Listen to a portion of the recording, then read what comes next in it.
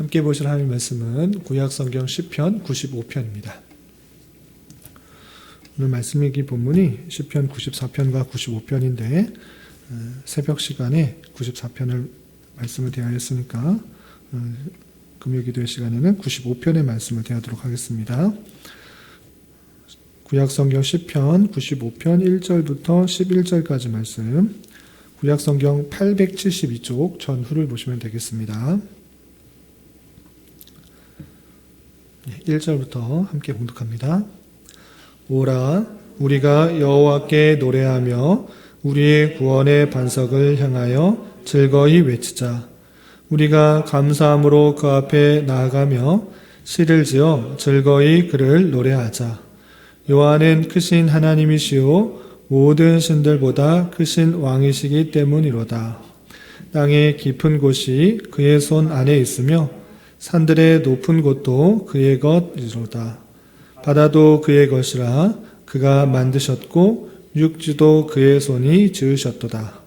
오라, 우리가 굽혀 경배하며 우리를 지으신 여호와 앞에 무릎을 꿇자. 그는 우리의 하나님이시오 우리는 그가 기르시는 백성이며 그의 손이 돌보시는 양이기 때문이라. 너희가 오늘 그의 음성을 듣거든 너희는 무리바에서와 같이 또 광야의 마사에서 지냈던 날과 같이 너희 마음을 완악하게 하지 말지어다. 그때 너희 조상들이 내가 행한 일을 보고서도 나를 시험하고 조사하였도다. 내가 40년 동안 그 세도로 말미암아 근심하여 이르기를 그들은 마음이 미혹된 백성이라 네 길을 알지 못한다 하였도다. 그러므로 내가 노하여 맹세하기를 그들은 내 안식에 들어오지 못하리라 하였도다. 아멘. 네, 잘 오셨습니다. 이 시간에 여기까지 나오신 여러분들 위해 하나님의 크신 은혜가 함께하기를 진심으로 기원합니다. 예, 오늘 말씀 읽기 본문은 시편 94편과 95편인데 아침 시간에 94편의 내용들을 잘 배웠습니다. 그리고 이 시간에는 95편을 통해서 우리가 어떤 것을 교훈받아야 될지 잠시 생각하고 기도의 시간을 갖는 그런 시간을 갖도록 하겠습니다. 우선 시편 95편은 100편까지 쭉 이어지는 신정시 중에 하나로 알려져 있습니다. 신정시라는 것은 무엇이냐면 하나님의 통치, 하나님의 섭리, 하나님께서 구속사를 어떻게 이루어가는지를 고백하며 찬양하는 그런 내용이 담겨 있다. 그래서 하나님의 통치, 신정시 이렇게 불리는 것입니다. 그래서 95편부터 100편까지는 물론 다양한 내용도 있지만 그 핵심적인 주제, 큰 주제는 하나님의 통치하심, 하나님의 섭리하심, 하나님께서 역사하심들을 주로 다루고 있다. 이렇게 이해하시면 되겠습니다. 오늘 95편에서도 하나님의 통치하심과 하나님의 창조하심, 하나님께서 어떻게 역사하시는지를 바라보며 그것을 또 찬양하고 있는 그 내용들을 살펴볼 수 있습니다. 이 내용을 통해서 어떤 것을 또 교훈받을 수 있는지 좀 내용을 좀 살펴보도록 하겠습니다. 우선 시편 기자는 잘 알려져 있지는 않지만 시편을 듣는, 이 찬양을 듣는 사람들에게 찬양할 것을 종용하고 있습니다. 첫 번째로 1절에서도 오라 우리가 여호와께 노래하며 우리의 구원의 반석을 향하여 즐거이 외치자라고 하면서 하나님을 찬양할 것을 권면하고 있습니다. 또 비슷한 표현이 6절에 있습니다. 6절 오라. 1절에서도 오라라는 표현이 있고요. 6절에서도 오라. 이리로 오라. 모든 사람들 이쪽 와라. 어떻게 되느냐? 6절에서는 우리가 굽혀 경배하며 우리를 지으신 여호와 앞에 무릎을 꿇자라고 되어 있습니다. 그래서 1절에서는 하나님을 노래하고 즐거이 외치자라고 권면하고 있고 촉구하고 있고 또 6절에서는 우리가 와서 하나님 앞에 굽혀 경배하며 하나님 앞에 무릎을 꿇자라는 방식으로 하나님을 찬양하고 하나님께 경배할 것을 이렇게 요청하고 있는 것입니다. 그렇다면 첫 번째 시편 기자는 어떤 이유 때문에 하나님을 노래하며 하나님을 즐거이 외치자, 하나님을 찬양하자라고 하는지 그 내용을 좀 살펴보도록 하겠습니다. 그 내용, 그렇게 찬송하는 이유, 함께 하나님의 이름을 높이자라고 하는 이유가 2절과 3절, 4절, 5절에 이렇게 이유를 들고 있습니다. 2절 보면 우리가 감사함으로 그 앞에 나아가며 시를 지어 즐거이 노래하자. 하나님 앞에 찬양하는데 함께 모여 감사한 마음으로, 감사한 자세를 가지고 즐거운 마음으로 주님을 노래하자, 그를 노래하자라고 되어 있고, 왜 그렇게 노래해야 되는가, 그 하나님을 찬양해야 되는가라고 할 때 3절, 4절, 5절에 그 이유에 대해서 이렇게 표현하고 있습니다. 3절, 4절, 5절 보면 여호와는 크신 하나님이시오 모든 신들보다 크신 왕이시기 때문이도다 그랬습니다. 높은 사람에게 마땅히 그거에 대한 합당한 영광을 돌리고 감사를 돌리는 게 마땅합니다. 그런데 그런 왕들 중에 제일 큰 왕, 그러니까 아주 큰 왕, 제일 뛰어난 왕이기 때문에 마땅히 그를 찬양해야 될 것으로 표현하고 있는 것입니다. 뿐만 아니라 4절과 5절에서는 그 크신 하나님께서 어떠한 일을 행하셨는가를 밝히고 있는데 이렇게 표현하고 있습니다. 4절, 5절 보면 땅의 깊은 곳이 그의 손 안에 있으며 산들의 높은 것도 그의 것이로다.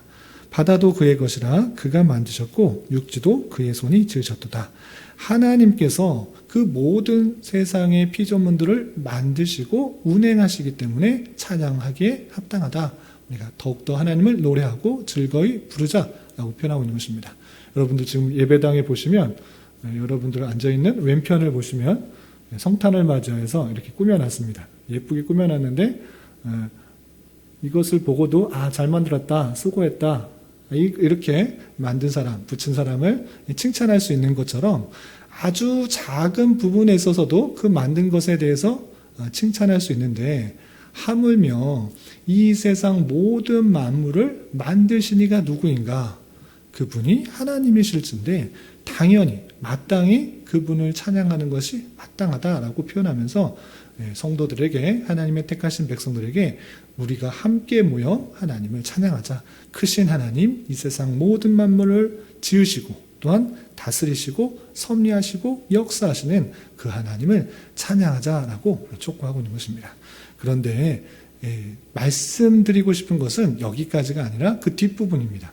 우리가 이런 것들은 잘 알고 있습니다. 하나님께서 만드시고 창조하셨고 다스리시고 섭리하시기 때문에 마땅히 찬양하는 것, 그것은 흔히 나와 있는 그런 표현인 것입니다.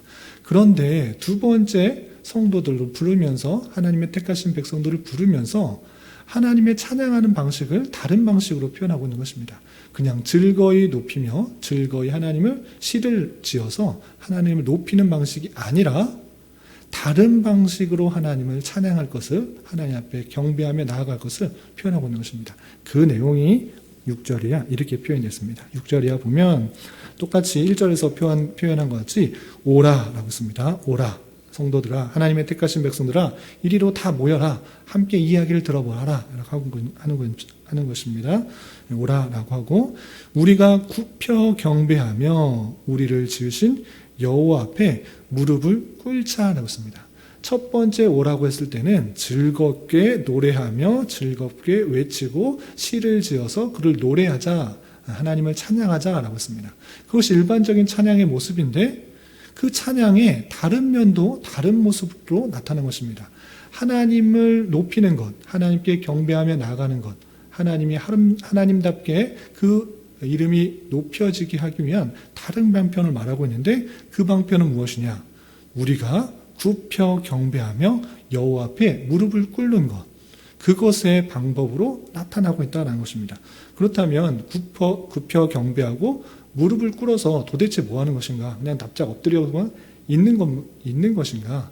그것이 아니고 그러한 자세로 다음의 것들을 하도록 요청하는 것입니다. 어떻게 해놨느냐? 7절 보면 그는 우리의 하나님이시요 우리는 그가 기르시는 백성이며 그의 손이 돌보시는 양이기 때문이라 우리가 마땅히 그렇게 굽혀 경배하며 무릎을 꿇어야 됩니다. 그러한 자세로 무엇을 해야 되느냐? 7절 하반절에 보면 너희가 오늘 그의 음성을 듣거든 이라고 표현하고 있습니다. 성도로서 마땅한 자세가 무엇이냐? 그 하나님의 놀라우심 앞에, 그 놀라우신 하나님의 역사와 통치하심과 섭리하심 앞에 납작 꿇어 엎드려 경배하면서, 그 다음이 중요한데 하나님의 음성, 하나님의 말씀하심을 듣는 자세가 중요한 것입니다. 하나님께서 무슨 말씀을 하시는지 듣는 것, 그것이 이 기독교의 아주 중요한 것입니다. 기독교는 내가 원하는 것을 만들어서 하는 종교가 아니라 계시의 종교다, 말씀의 종교다라고 하는 것입니다. 하나님의 주신 말씀에 근거해서 하나님을 생각하고 또 하나님을 경배하는 방법, 하나님을 찬양하는 방법, 우리가 살아가는 방법을 모두 깨달을 수 있는 그런 것이기 때문에 우리가 하나님을 높이는 방법은 그냥 내 기쁨과 내 만족을 위해서 즐겁게 그냥 찬양하는 정도의 내용이 아니라 하나님께서 하시고자 하는 말씀을 듣는 것, 그것이 정말 하나님께서 기뻐하시며 원하시는 자세다라는 것들을 잊지 말아야 될 것입니다. 그래서 찬양, 우리가 그냥 생각하는 그런 찬양, 우리가 즐거운 마음으로 하나님이 어떠하심을 높이는 것, 그것도 찬양이지만 그것도 하나님을 높이는 것이고 하나님께 영광을 돌리는 것이지만 반면에 다른 모습의 찬양도 있을 수 있다. 그것은 들음으로의 찬양이다. 하나님께서 그 하시고자 하는 말씀들이 있으신데 그것에 대해서 전혀 귀를 기울이지 않고 내 생각과 내 판단에 따라 하나님을 생각하고 또 하나님을 찬양한다? 그런 것 원하지 않으시는 것입니다. 하나님께서 하시고자 하는 말씀들에 내 자신을 낮게 엎드려 경배하며 하나님께서 하시고자 하는 말씀에 귀를 기울인 것, 그것이 참다운 기독교의 내용이고 기독교의 자세며 하나님께서 원하시는 것이고 하나님께서 기뻐하시는 것이다 라고 생각해야 될 것입니다. 그래서 그 음성을 듣는 것이 찬양의 또 다른 면일 수 있다라고 생각해야 되는 것입니다.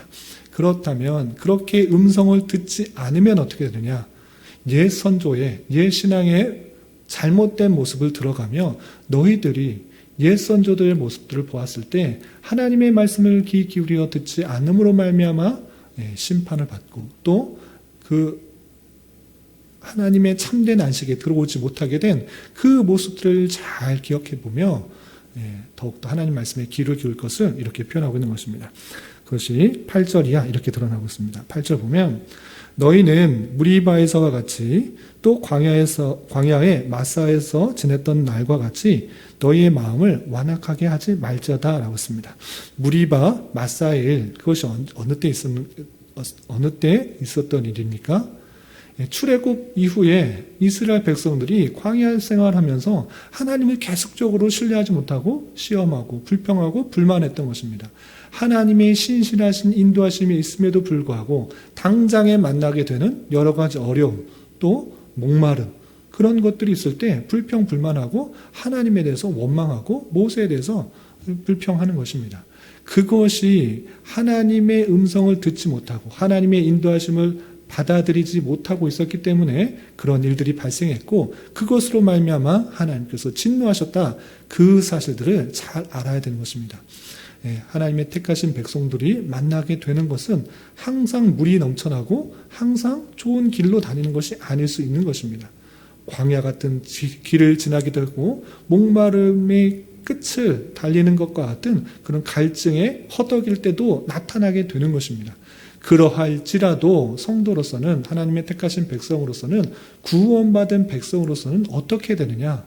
더욱더 하나님의 말씀에 귀를 기울여 하나님께서 원하시는 것을 찾아야 되지 불평하고 불만하고 원망하는 자세는 아니다라는 것들을 선조의 내용들을 통해서 선조의 예를 통해서 그들에게 교훈하고 있는 것입니다. 그래서 그때 그 백성들이 어떻게 했느냐? 무리와 마사에서 어떻게 했느냐? 9절 보면 그때 너희 조상들이 내가 행한 일을 보고서도 나를 시험하고 조사했도다. 하나님을 시험하고 하나님을 조사하는 그런 불신앙 가운데 있었던 것입니다. 그래서 어떻게 되냐? 10절 내가 40년 동안 그 세대로 말미암아 근심하여 이르기를 그들은 마음이 미혹된 백성이라 내 길을 알지 못한다 하였도다. 그러므로 내가 노하여 맹세하기를 그들은 내 안식에 들어오지 못하리라 하였도다 라고 표현하고 있습니다. 40년의 광야에서의 그 시간 동안에 계속적으로 불신하고 원망했던 그 모습들 또 마사 무리바에서 하나님을 신뢰하지 못하고 시험하고 조사했던 그 모습들을 보면서 너희는 그 모습 따라가지 마라. 그런 어려운 환경과 힘든 환경 또 불안한 환경이 있을지라도 극심한 어려움 가운데 있을지라도 더욱더 하나님께서 무슨 말씀을 하시는지 기억하라. 하나님을 신뢰하고 믿어라. 그런 상황 속에서 더 하나님을 믿을 때 하나님께서 새로운 것들을 보여주시고 깨닫게 하여 주는 것이 있으니 더욱더 성도로서는 하나님의 택하신 백성으로서는 꿇어 엎드려 경배하며 또 하나님의 말씀에 귀를 기울일 줄 아는 자세가 필요한 것이고 그것은 하나님께서 기뻐하시며 하나님께서 받으시는 찬양이 된다라고 표현하고 있는 것입니다. 이런 말씀을 통해서 우리의 자세를 다시 한번 되돌아봐야 될 것입니다. 우리가 찬양하는 것, 우리 그 찬양의 목적이 무엇인가 잘 봐야 됩니다. 우리가 기도의 시간 전에도 찬양을 했습니다. 그런데 그 찬양의 목적이 단순히 나를 기쁘게 하기 위한 것인가? 나의 기분을 만족시키기 위한 것인가? 되돌아봐야 될 것입니다. 그런 것은 찬양이 아닙니다. 그것은 찬양이라고 하지 않고 그냥 내가 노래를 부른 것입니다. 그것은 찬양이 되는 것이 아니고 찬양의 목적은 하나님의 이름을 높이는 것이 되어야 되는 것입니다. 하나님의 뜻을 깨달아 하나님이 어떠한 분이신지를 고백하여서 그 마음을 받으시는 것이 찬양인 것입니다. 마찬가지로 이렇게 마음을 담아 드리는 참된 고백의 내용으로 하나님을 높이는 것이 찬양이 되는 것이고 또한 오늘 말씀에서처럼 내 자신의 어떤 생각과 어떤 판단을 접어두고 하나님께서 하시고자 하는 것, 하나님께서 원하시는 뜻을 받아들이려고 하는 것, 그 자세, 그 말씀, 그 계시를 받아들이려고 하는 것, 그 자세가 성도에게 마땅히 필요한 것이고 하나님을 참으로 인정하는 자세로 나아가는 것이다라는 것을 잊지 말아야 될 것입니다. 그래서 하나님께서 택하신 백성들에게 요구하시는 독특한 찬양의 방식이 있을 수 있음을 알고 노래로만으로 찬양이 아니라 우리 삶 전체의 생애를 통해서 참된 찬양으로 하나님을 높여드리며 하나님께서 원하시는 삶을 살아가는 하나님의 말씀에 귀를 기울여 그 뜻대로 살아가는 하나님을 인정하며 하나님을 고백하며 어렵고 힘든 현실 속에서도 하나님을 부정하지 않고 하나님을 원망하지 않고 하나님께서 신실하신 인도하심 가운데 우리를 이끄실 것이라는 그 믿음 가운데 하루하루 살아가는 삶을 살아야 될 것입니다. 이런 삶을 살아갈 수 있는 저와 여러분 우리 모두가 될 수 있기를 진심으로 기원합니다. 기도하겠습니다. 하나님 아버지 감사합니다. 오늘 말씀을 통하여 하나님을 경배하며 찬양하는 두 가지 모습을 살펴보았습니다. 이런 말씀을 깨달은 자로서 하나님을 온전히 인정하며 그분의 말씀을 온전히 듣고 그분의 말씀대로 살아가는 삶을 통하여 하나님께 더욱 영광이 되며 하나님의 이름을 높이는 그런 찬양의 모습으로 살아갈 수 있는 자 되게 하여 주시옵소서. 주님, 이 시간에 우리에게 주어진 여러 가지 기도 제목을 가지고 주님 앞에 나아갑니다. 가장 선하신 것으로 응답하여 주실 줄 믿고 믿음으로 간구하는 시간 되게 하여 주시옵소서. 예수님의 이름으로 기도드리옵나이다. 아멘.